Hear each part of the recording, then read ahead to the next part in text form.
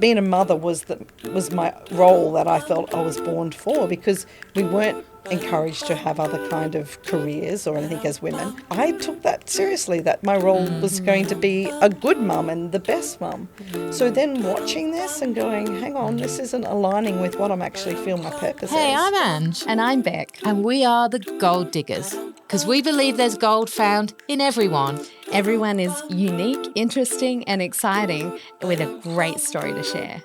And we aim to find it. The question is, can we rise to the challenge and strike gold? Honey, you're my sugar. Do you know when you ever get drawn to a Netflix episode? I love documentaries, right? And I get drawn to the ones that what get people into a cult and how do they get out of it.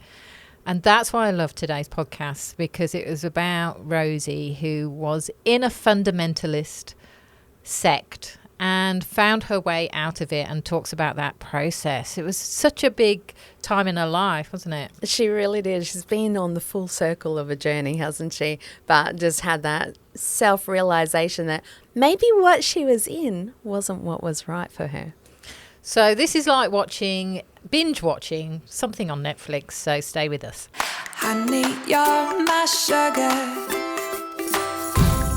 So this is how it works. One of us knows our mystery guest and the other doesn't. And today, it's Beck's turn to discover the gold in our special guest, Rosie Rasmussen. I'm very much looking forward to meeting Rosie. Yes. I love her name, Rosie Rasmussen. I know. I nearly said Rasputin, but no. Now, Rosie, I've got 3 points for you, Beck. Yes. So Rosie used to be involved in a fundamentalist sect. Right. So it's going to be really interesting to get into that one. Yes. She now is a mentor of both men and women and helps with personal development. Yes. And she believes the best role a woman can have is as a mother and grandmother. Oh, So it's going to be perfect for you, being a grandmother. Yay. So let's welcome Rosie. Let's welcome Rosie. Come on in, Rosie. Well, good to have you. What a pleasure to have you on the show with us today. And it sounds like we are going to have a great conversation. First of all, the first point that Ange gave me sounds very interesting. So you've come from a fundamentalist sect. How did you go into the fundamentalist sect, and what did that look like for you? So I was born into it. So my parents, I knew no different. So it was something that my father had been born into as well. So we never knew any different. So it was just what it was. For us, it was very much, it doesn't have a name. It was just called the truth or 2x2 or the way. There isn't any name for it. And so for many who are still in it, they believe it's a family, and that's how, my parents are still in it, so they, see it as a family. Yeah. But for us growing up in it, we meant that we did not have TV, women did not have their hair cut or coloured, or we didn't wear jewellery or weren't involved in sporting. So that was very restricted in how we were able to, what we believe we were able to partake in. So it was about being separate from the world. Yeah, so having grown up in it, did you notice the difference or that you were missing out on something? Yeah, well, I guess for myself, I kind of thought we were a privileged people. We were the only ones going to get to heaven. Right. So that kind of gave us a real place of privilege. So I was one of the ones who actually saw it as a blessing that I had that as my background, and that others weren't going to miss out. But, for many, it's the opposite. It kind of is a real point of difference, and it's a struggle growing up in a normal society where that hasn't been, the way that they've lived their life. So were you in like a community, or did you just live within society and then gathered together? Yeah, more that. Yeah, so we are, dispersed around, all communities, so certainly not separate as in a living space, but in belief systems, definitely, very much the core values. So you went to a normal school?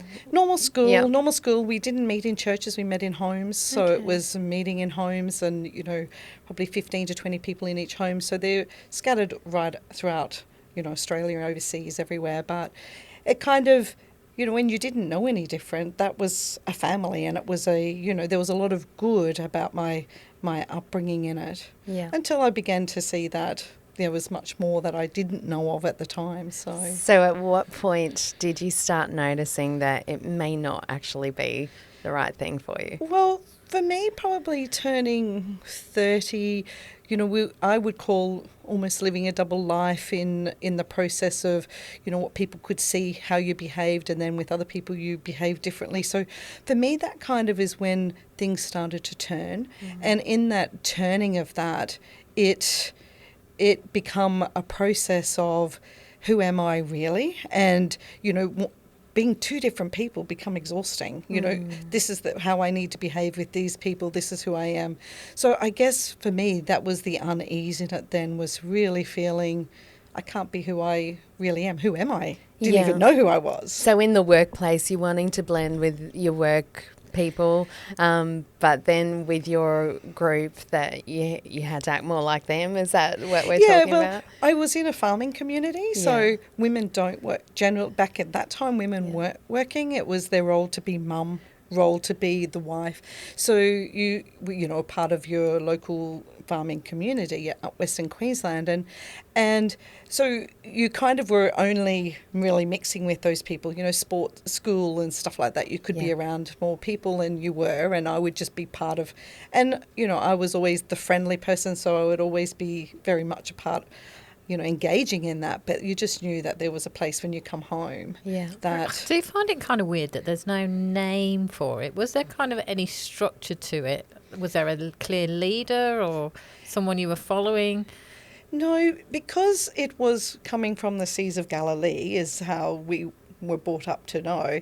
It was just following the disciples of the 12 disciples of the time. So that became the whole process of why we didn't need to have a specific leader. Now, there is leaders in all of the different states and different countries, but at that time I wasn't even really aware of that. And there's a lot of, no one knows about where the finances, all of the congregation don't know about finances. It's just given but never reported anything else. So there was a lot that I didn't know about. You just knew that you gave money to our priests, which we called workers, whenever they'd visit, but we didn't actually know what happens with that. It was just, we always felt there wasn't much money around, so they needed this help because they had given up their lives to travel and live within the lives of the people, which then of course opened up to so much areas of child sex abuse and all of that. That was, having people within your homes, and you really don't know anything about these people other than that they're, God's servants, and so you just have absolute trust and belief in them. So Wow. Did the abuse affect you directly or close? No, I call one of the lucky ones. Definitely when I look back, there's different types of groomings and all of those things, and that's why I guess for me it become a real love that I needed to, and a responsibility to help those who weren't as fortunate as I was. I come from a very loving family, so that was such a privilege to have. So I wanted to really then go, if I haven't got those things to have to work within deep, then, I already had enough of my own trauma. Everybody has some form of that, but just meant that I could then be able to help others who have experienced such depth of all of the abuse that was, and it's only really come out to light within the last 12 months even of how much abuse. So Right.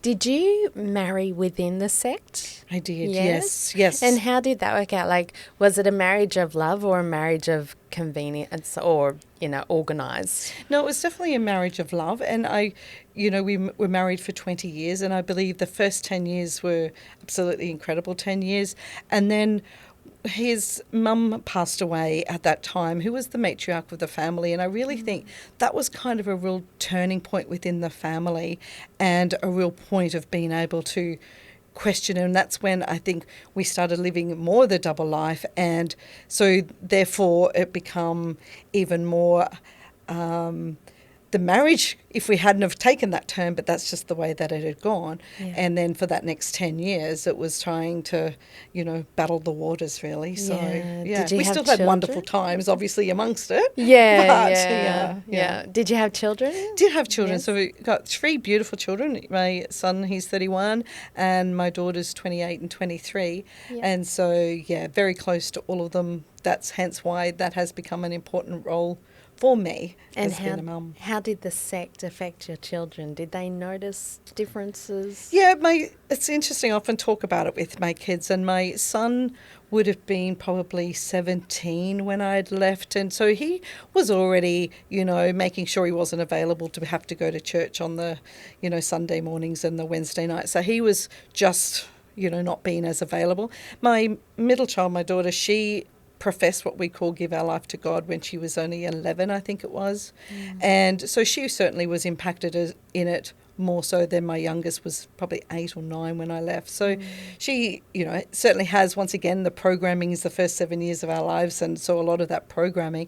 But there's been certainly a different way for her to move forward without having that level of control in the same way. Yeah, I was going to say, because Ange and I both come from Christian backgrounds, and we've heard the term, and we know the term of give your life to God, but it would have a different meaning for us than it would for, say, a cult. When you agree with that? I was just thinking, you're still living in normal life, you're going to normal school, but then you're involved in kind of a very different world in your private life.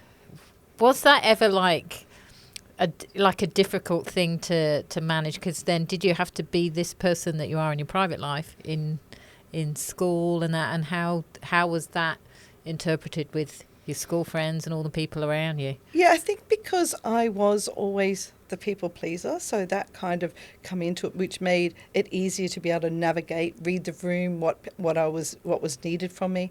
So that kind of enabled me to really step into that differently. But I think when you're in it and you don't know any different at the time, turning up to school and to all that was feeling privileged that you knew something that others didn't have.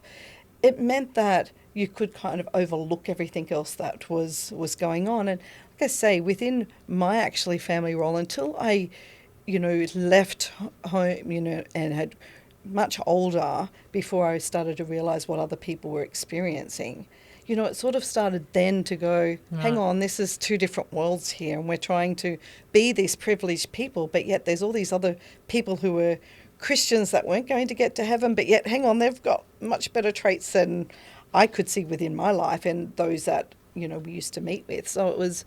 And the response of, like, the other pupils around you, how were they towards you? Because I'm thinking of an experience that I had when I was younger, and I remember we had people that had a different faith, and it meant that they couldn't be involved in certain events or celebrations that we were doing within school, things around Easter, things around Christmas. They couldn't be involved in any of those, so they'd have to sit in the classroom while the rest of the class would go and, have fun. And, as a pupil, you're thinking, these kids are a bit strange and a bit weird, and they've kind of been isolated. But you're saying, from your perspective, that is kind of, you feel that you're the blessed one and you're a bit more enlightened, and so you can take that. Is that how it worked? It was, although we didn't do religious study. Like we sort of still involved in all the other activities, and that probably changes between family to family more than it being a set thing for everybody. But we certainly didn't partake in religious studies. So we'd go, and in the small school that I was involved, that I went to, we'd go and play tennis. So it wasn't like, we'd go to the library. So it wasn't like it was feeling like you were punished because of not going. It was certainly a feeling, once again, probably another privilege. So it was, and it's one of the things that so many that are trying to recreate their lives is really seeing how much that they've still taken that old programming of privilege with them, that's one of the hardest things to own up to, and one of the most soul-searching things to have to do. But then to go, why are we thinking we're so special? We are like everybody else. We're all one. But that is one of the deeper, and naturally not everybody's ready to go there to look at it. But it is kind of one of those confronting moments of realising why do we, we're no different. It's interesting you went down that path and just started thinking that way, challenging it a little bit. Yeah. Was that the thing that broke your marriage up? So because we were living this life, and I was getting to a point where I was torn between who am I. When I started to do more looking into me, that obviously started to change the circumstance outside of.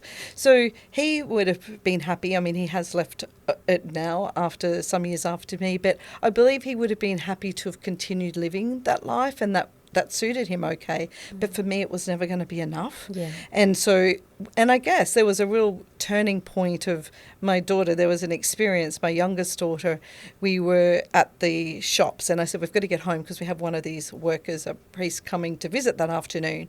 And she said to me, she said, oh, Mum, we've got to get home and hide the TV. Oh.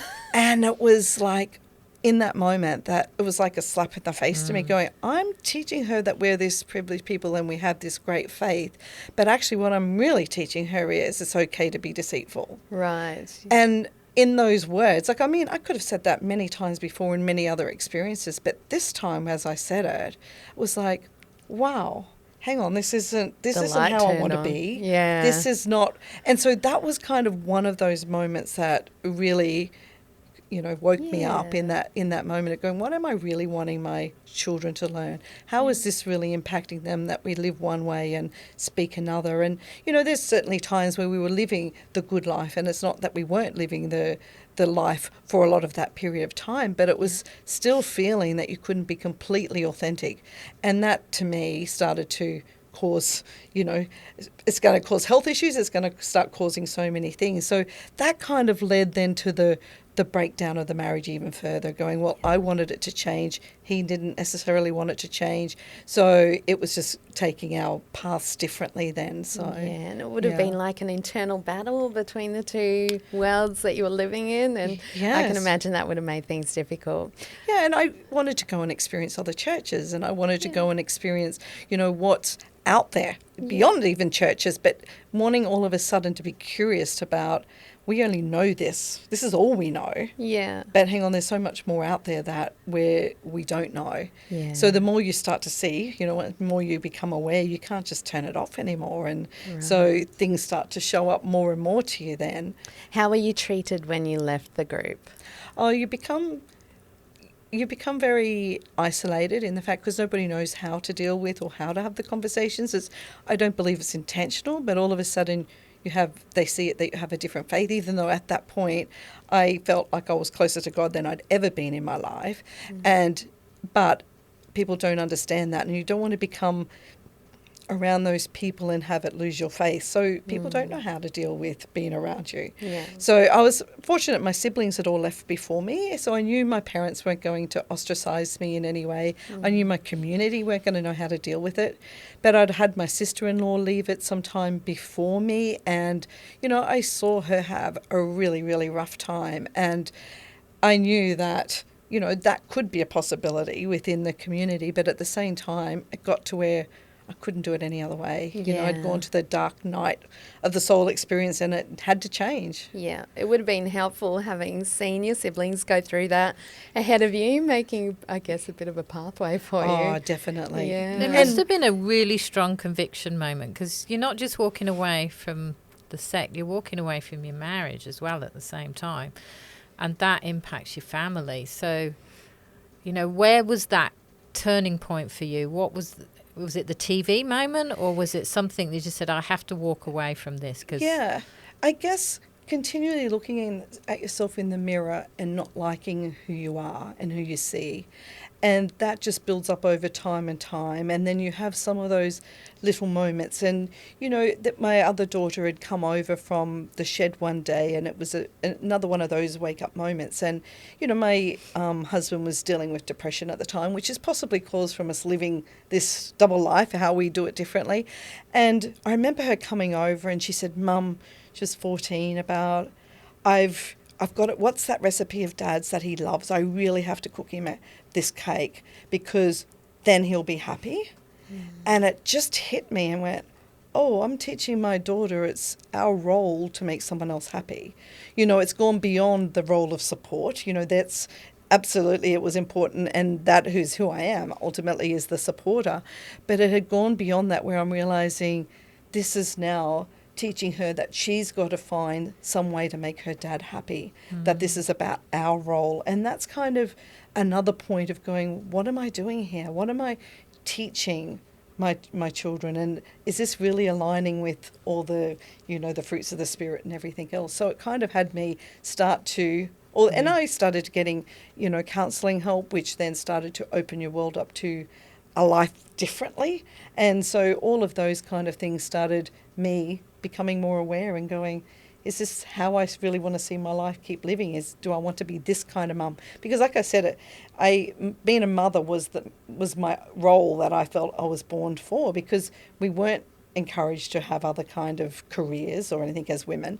So I took that seriously, that my role was going to be a good mum and the best mum. So then watching this and going, hang on, this isn't aligning with what I'm actually feel my purpose is.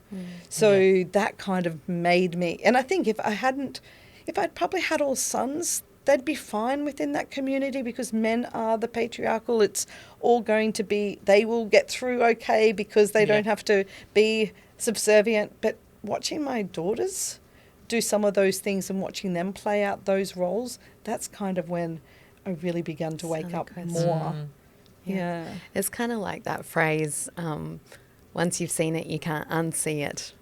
Exactly right. That was what it was like. Yeah. It really was. I was also thinking of the Barbie movie.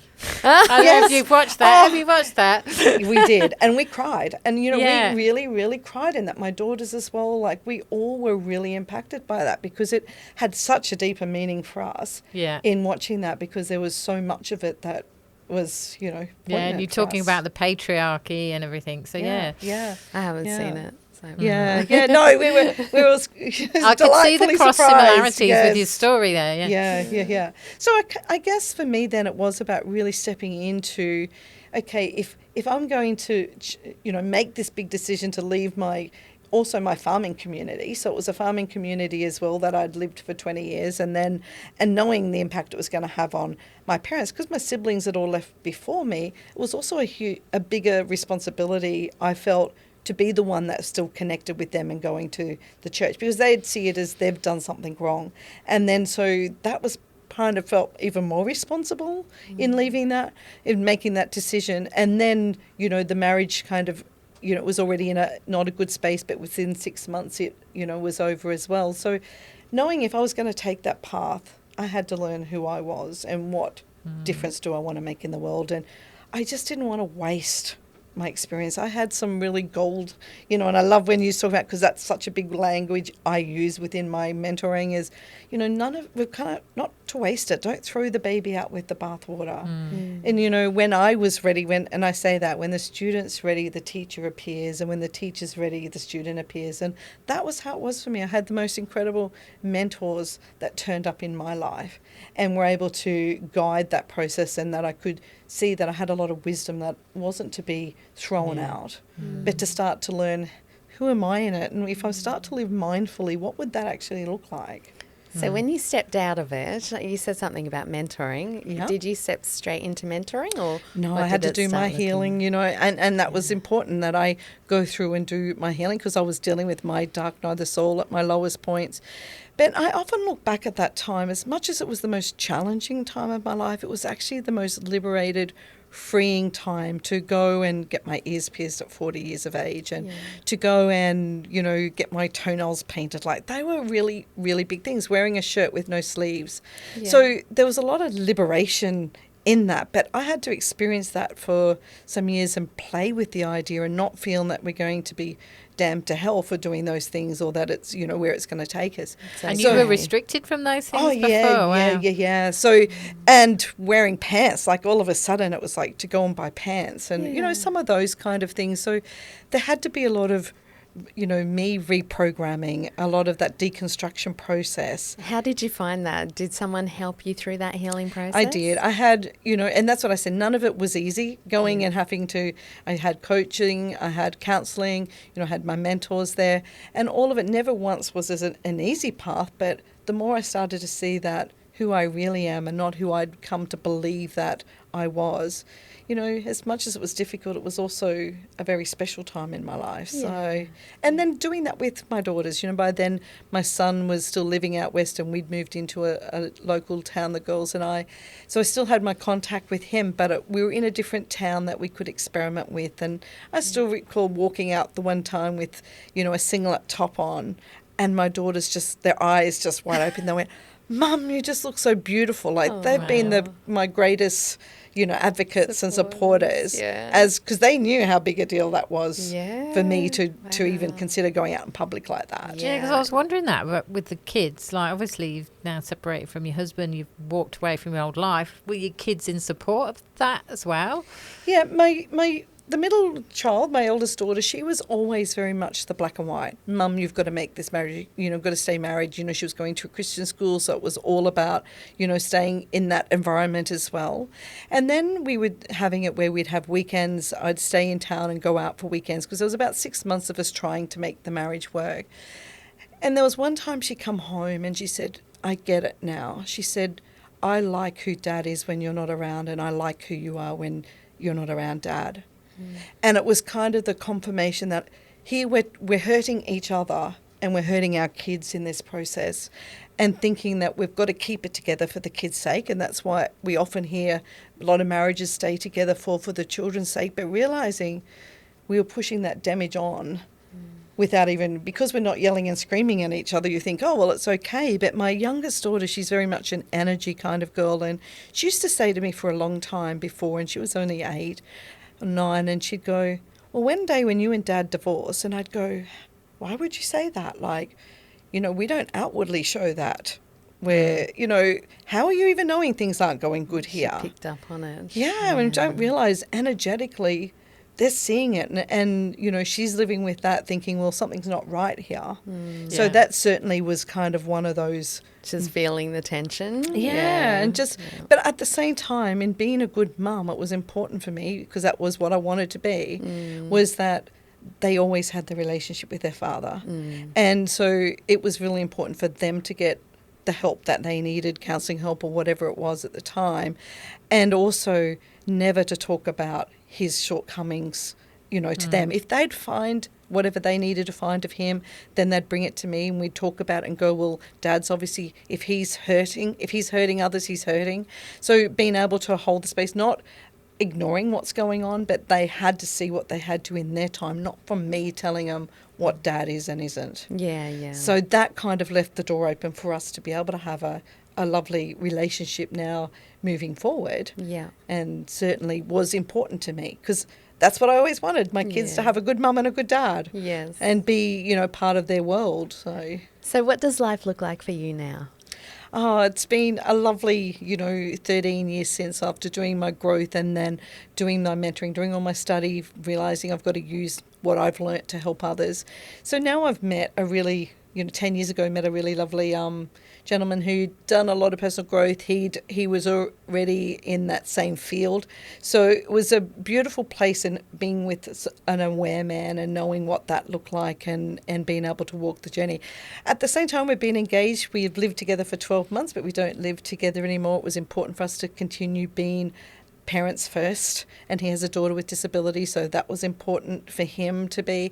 And we realised this may be what our life will look like, and we're still very committed to each other, but we're also very committed to our own journey and our own walk with divine, whether that in languaging of God or universe. So that has to become first for us, not, for me, I can't lose myself again, and I really clear that isn't something that I'm willing to to lose now that I've found who I am. So I get to mentor people, worldwide and around Australia, and in the program called Pathways for Mindfulness, and it's just bringing people to the place of being able to step back and become the observer more than anything. And I also do Enneagram personality typing, which that's a beautiful way for people to start learning more about themselves. So I guess most of my work is all aligned to become people to become more self-aware, to discover who they really are. I've heard That's me. Yeah, I've heard a bit about Enneagrams. America's big with that, aren't they? Yes. And because I often hear podcasts over there, and they say, "Oh, are you an I don't know if it's right. Are you an EF or whatever?" Yeah, that's a Myers-Briggs, but yeah, there's certain numbers. Oh, is it? Yeah. What's it? INFJ. So it's numbers, right. so So 1 to 9. That's so right. Yes, the numbers. yes. Yeah. So I'm loving that because yeah, it just right. helps to bring people, and that's what happens, anyone who's leaving. So probably 80% of my clients are people from that ex-church community who are either still in it but are wanting more growth, or people who have left and who am I now, and trying to find and search for who they are, and coming to terms with, you know, they don't have to continue with the programming of the old. You know, we talk about in our work, you know, your first 7 years sets up your programming. So we have to relook at that to see, does this still serve us? Or, you know, what is more loving for us? Because most often, and one of the things I often say, we become very good at loving everybody else but not loving ourselves. And that causes horrendous amount of resentment underneath. And for me, I guess that's what I started to see in myself, that as much as I give to everyone, there was a lot of resentment sitting underneath there, or a lot of frustration. And when kind of start to balance that out and realise, you know, there's got to be more in my giving to myself equally, and that is often the biggest learning for us as women. And I think, like, I feel really sad that people are in sex, which is like a man-made kind of religion, and I feel like God has tried to take you out of that and show you the truth. Like, He doesn't mind if you wear pants. He doesn't mind if I you thought you said insect instead of insect. People are insects.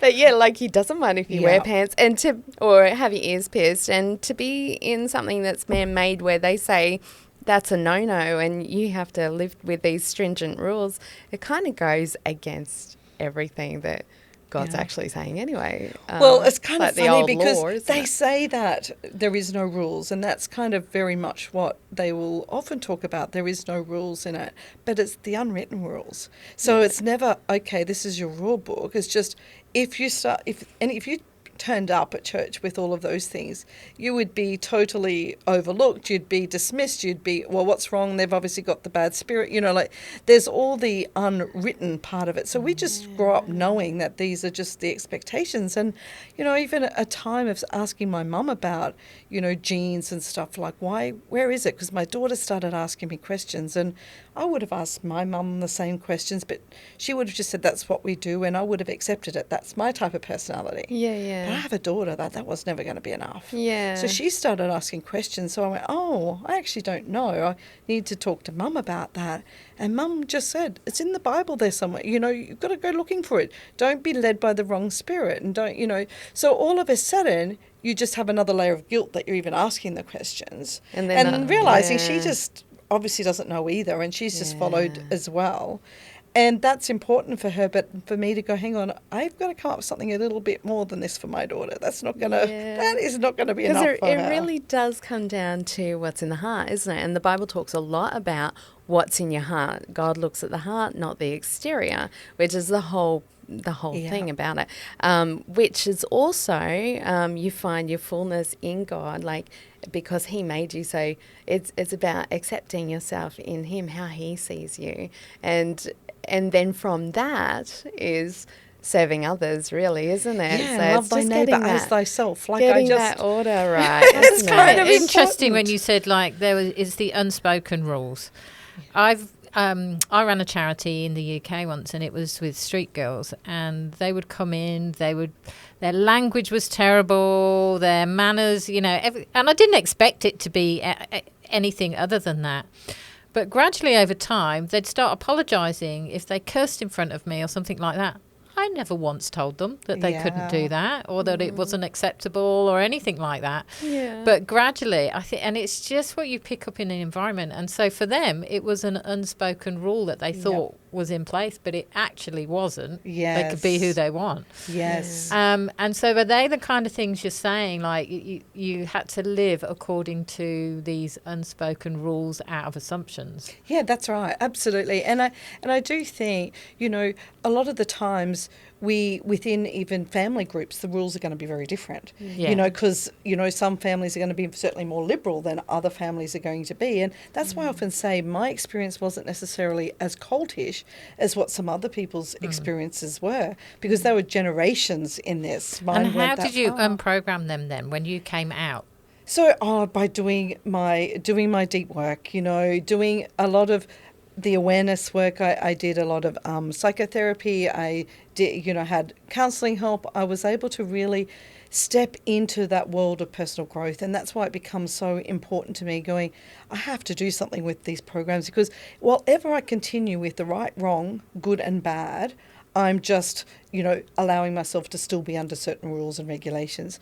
Because regardless of, if I change that languaging and then to go, this either serves me more or serves me less, then it's going to be in alignment with what my soul needs. And it's going to be, if it's always about, all my work is about being kinder to yourself, kinder to others, and kinder to the planet. And they have to be equal. It can't be one more than the other. And so if I'm thinking about that when I'm thinking about whether something serves me, it's going to have to be kind to others as much as it's going to be kind to me or the planet. So that's what started to become my languaging, and just starting to drop the shoulds, you know, and changing that to could, and just starting to look at, well, hang on, is this really a dogma approach? Is this the letter of the law or the spirit of the law? You know, starting to look at some of those things and going, hang on, what's really behind this? Is this just because of someone else's belief what it should be, or is this actually feeling it in line with me? And for the first time, starting to listen to my intuition. So what was it like the first time you bought a pair of pants?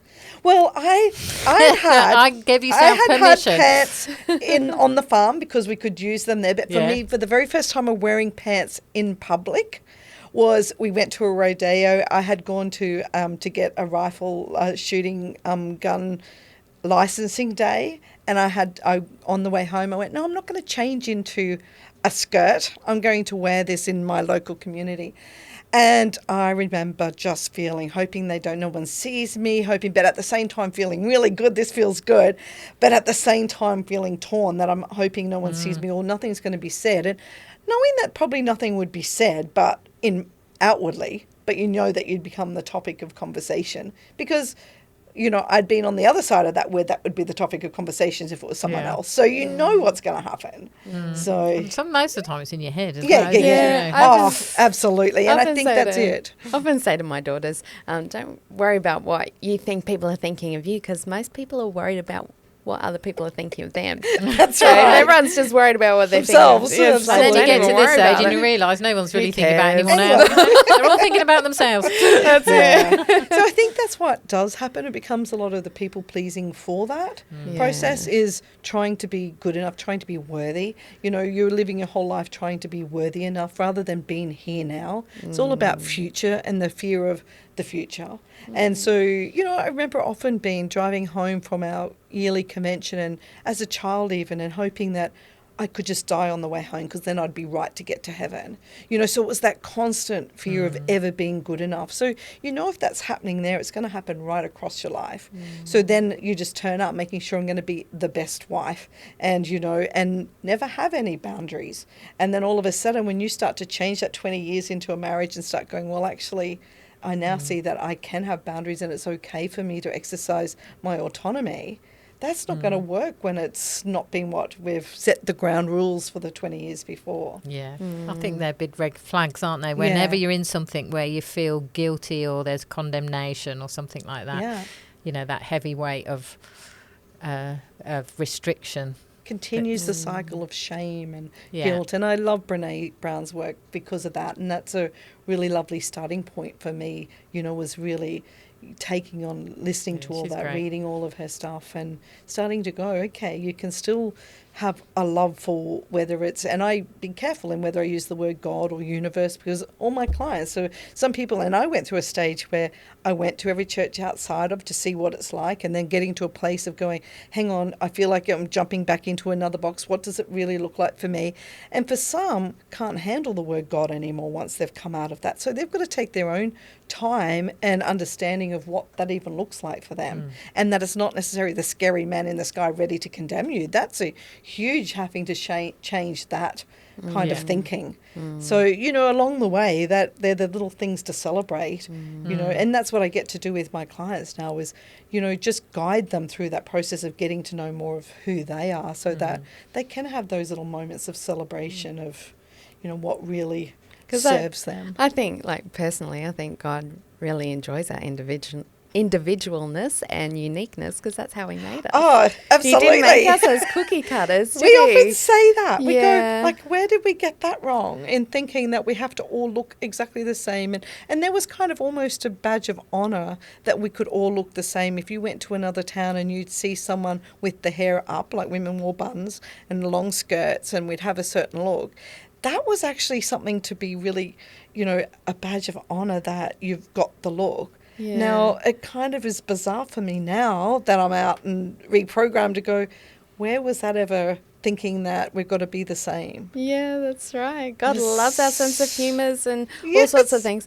And as a mum, you see that with your own children, don't you? And I know you've been talking about how much you love being a mum and a grandma. And I think that's a really good example right there of every child is so different. And I know as a mum, I've spent a lot of time working out what's different about each of my children in their talents and giftings, and then pouring into that space in their life because they're not all the same. So one of them loves music, one of them loves art, one loves film, one loves teaching. And so it's we'll pour into those things that makes them individual, and then they get to be the best person that they've been created to be. So that's part of the joy of Yes. motherhood and how I see how God looks at us. He made us all very individual for that and wants to pour into that. So tell me a bit more about your love of motherhood and grandmotherhood. Yeah, well, I've got step grandchildren. He's been a granddad, so that's been a very special experience to have that. But my son just 6 weeks ago had their first child, him and his partner. So that is very special to now be on that. And it was lovely spending time up. I went up there in Mackay and having time with them and speaking with them and just saying to, my son, we all do as parents the best we can. And my parents did the best they could with what they knew, as we did with what we knew. Yeah. But doesn't mean we get it all right. Yeah. And I said to him, there's going to be things that you'll want to take from what Dad and I were able to do with them, but make it your own too. This is you now parenting without the restrictions that we had on you. Yeah. So what would that look like for you? And making sure we can have those conversations that, if you can be the best parent you can be and the best, best husband or partner or any of those things, but if you know who you are first, then it's going to help that process. This is the first time you're a grandparent to your own children? Yes. Oh, yes. So, 6 weeks congratulations. ago. So, Lovely. very special So little special. boy. So, so that was really lovely. And, and then and for my daughters, watching them, because, the oldest daughter, she does a lot of work with me and with all my writing of my programs and stuff and all the design work behind it. And in time, we're wanting to do our own podcasts and stuff and a charity type work about being kinder.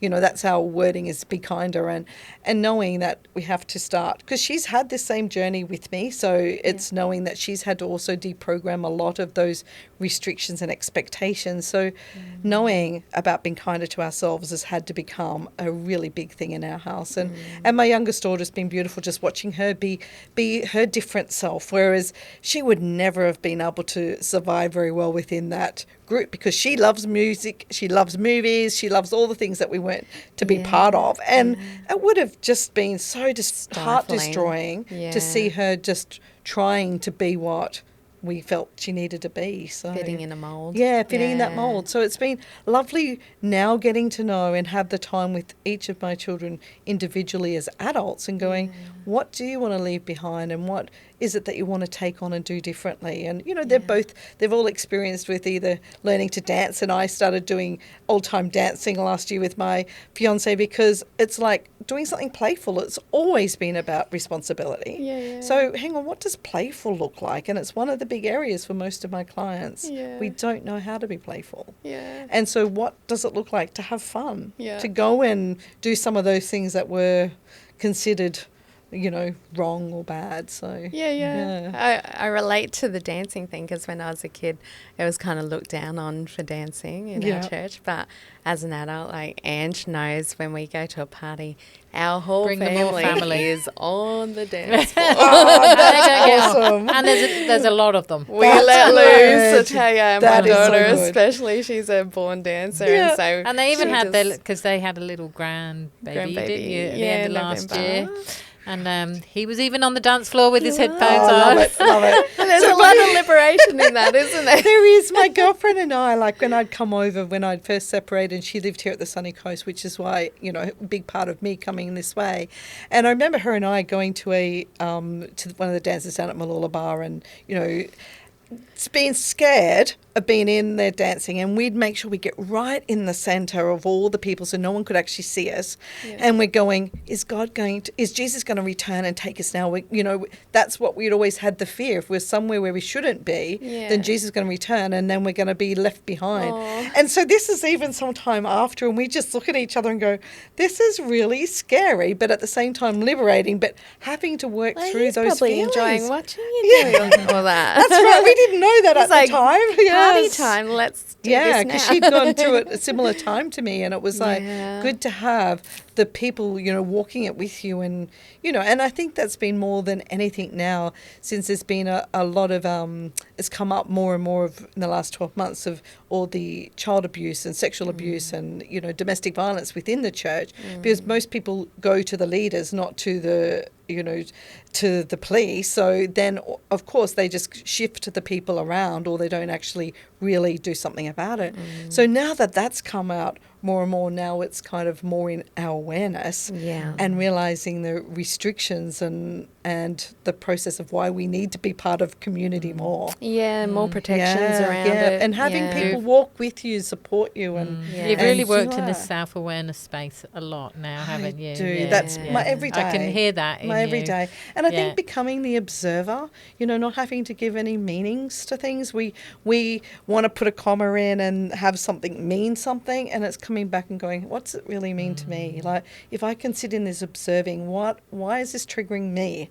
Rather than having someone to blame either. Like, it's very much not about putting blame elsewhere, but why is this a problem for me? You've come through so much. Yeah. I think it's time now. Beck, are you ready for some gold? Yes, I We're in am. the big moment of reveal. Yes. And I can see a lot of gold in you, Rosie. As soon as I met you, I could see this vibrancy and freedom that just exudes out of you. And I guess it's a real testament to, I guess it's a revealing that's happened to you of having grown up in something that has been restricting, and then coming to an awareness that even though you grew up in that, you knew no different. Coming out of that into, I guess, like I said, the freedom to be yourself, and knowing that God's happy with that. Like, that's actually where he wants you, is to be the person he created you to be, not the person someone else thinks you should be. So I think that's a beautiful transition that you've come through, that you're bringing your daughters through and your grandchildren as well, and just celebrating that, celebrating who you are and being able to love on other people because you know your own true worth as well. So that's a beautiful, I guess, what do you call it? When a caterpillar becomes a butterfly. Emergence. Yeah. So, and that's a great place for you to come through. And I can see that it's just going to continue for you as you learn more about where your life is heading, as you touch other lives. It's just a continual journey, isn't it? And knowing what your worth is in this world. So well done to you. You're a beautiful person. Loved meeting you today. Thank you for sharing your story and being so open with us. Yeah, thank you very much. Enjoyed it. So that's it for today's podcast. You'll find us on all the major podcast platforms. The podcasts come out every Wednesday. We'd love to hear from you on our socials, the Gold Diggers Podcast. Tell us about your story so we can find the gold in you. Easy as pie, lemon, apple or cherry. Loving you is so very Sweet, sweet, sweet, how can it be such a piece of cake? And your smile is the icing, loving you is a party. Honey, you're my sugar.